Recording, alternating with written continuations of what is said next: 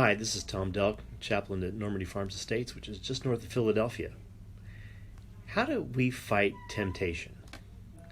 What are the temptations that you and I face? We just got a new McDonald's that I pass every single day as I get on the turnpike to come to work. Those sausage biscuits with egg and some cheese added on are calling my name.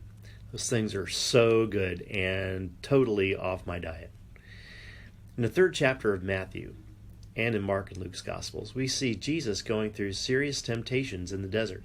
These temptations had to do with the trajectory of his life and ministry, the purpose of God, of choosing the way of servanthood rather than lording it over others, of unmasking worldly power for the lie that it is, of absorbing the violence and pain of sin rather than meting out vengeance, of defeating death not by avoiding it, but by going through it and rising again. There's a lot to observe here and a lot to learn. Jesus went into the desert full of the Spirit. He came out in the power of the Spirit. Facing trials and temptations and overcoming it is how we become strong. John writes in his epistle, "I write to you, young men, because you are strong, and the Spirit of God dwells in you, and you have overcome the evil one." Secondly, we fight the battle of temptation in private. We fight the battles of character by facing ourselves before we face those struggles in front of others, before the temptation itself. For example, we overcome the temptation to unfaithfulness when we say yes to faithfulness. When we take those marriage vows to heart and decide that's what we want.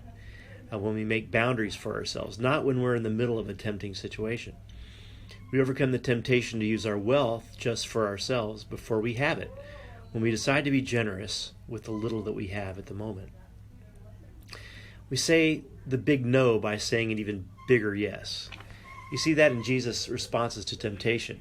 Here are the big yeses he gave, and they're ones that we can follow him in. Here's one of them. My source of life is not bread, but the voice of God. If he had used this kind of power to do miracles that would, in a sense, bribe people into following him, they wouldn't actually be following him, just a trail of breadcrumbs.